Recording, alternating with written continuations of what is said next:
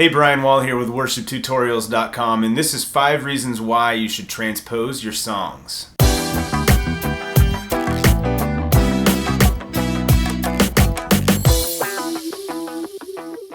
So I have a lot of worship song videos up here on YouTube and worship tutorial videos on YouTube, and I would say the vast majority of them are done in a different key than the original recordings. And there's a reason for that. I've actually been accused by some people here on YouTube of saying like, well, you should do the song in the key that it was recorded, or kind of like you're cheating or something.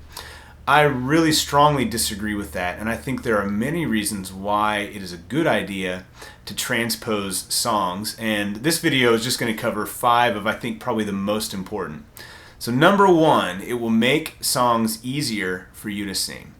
Let's say you listen to a new Chris Tomlin song and you want to learn it, so you get the chords and you play along with the album version of the song, and then you try to sing it. And typically with a Chris Tomlin song, once you hit the chorus or the bridge, it's just too high. And the reason is that guy has a higher voice than most men that are alive. And so his songs are just too hard to sing.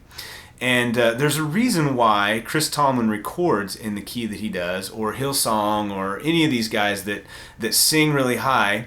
And that is, when you hit a note that is just below the top of your range, there is an energy that comes through when you hit that note, and you don't get it when you sing lower in your range. And so that energy actually helps draw people. It kind of compels people to sing along with you, and it pulls people in.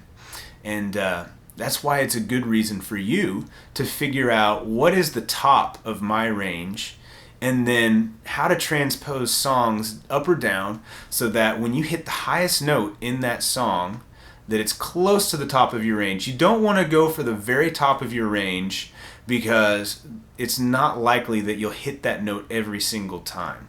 But if you're just below, maybe a step or 2 steps down from the very top of your range, you're going to hit that note most every time you try and sing it if you're properly warmed up.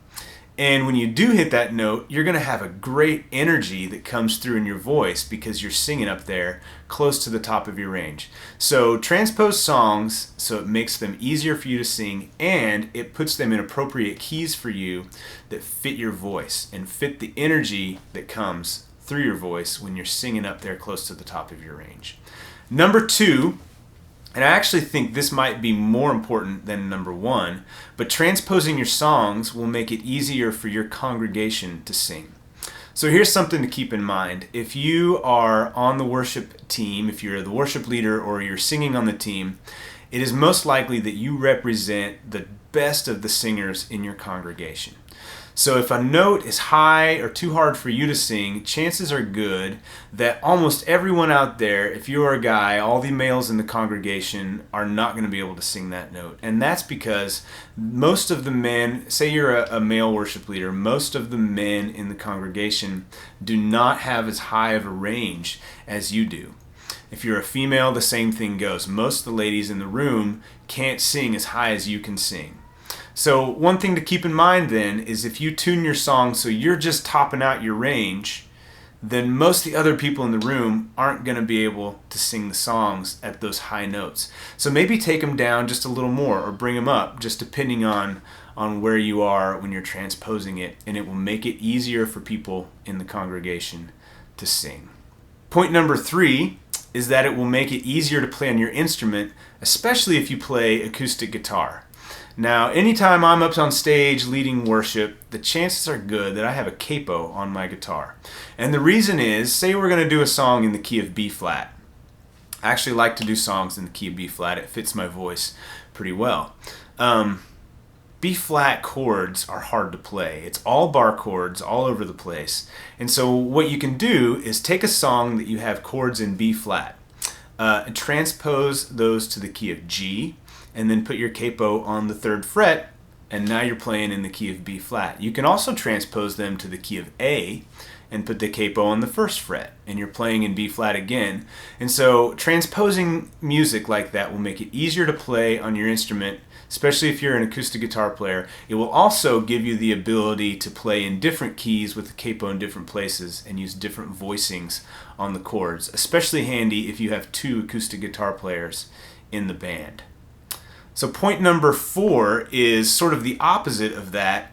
It allows you to be able to transpose songs into the open keys. So say you head over to worshiptutorials.com and you head to the chord chart part of the site and you download, let's say you're going to get Our God and you're going to download it in the key of A. Well, let's say you download it in the key of B. I think B is what they recorded in. I could be wrong there. But for an example, let's say you download it in the key of B, but you get the chord charts that are key of G with capo 4. So you show up to practice, say you're the leader and you show up to practice and you're handing out chord charts to people, and now everybody has a chord chart with the key of G chords on it, but you're the only one playing with a capo on the 4th fret. So now your bass player and your keyboard player and maybe your electric guitar player are all playing in the key of G and you're playing in the key of B. So there's a problem. So you need to be able to transpose that chord chart from G into B, or into B flat, or into A, or whatever key that you're going to play the song in the open key.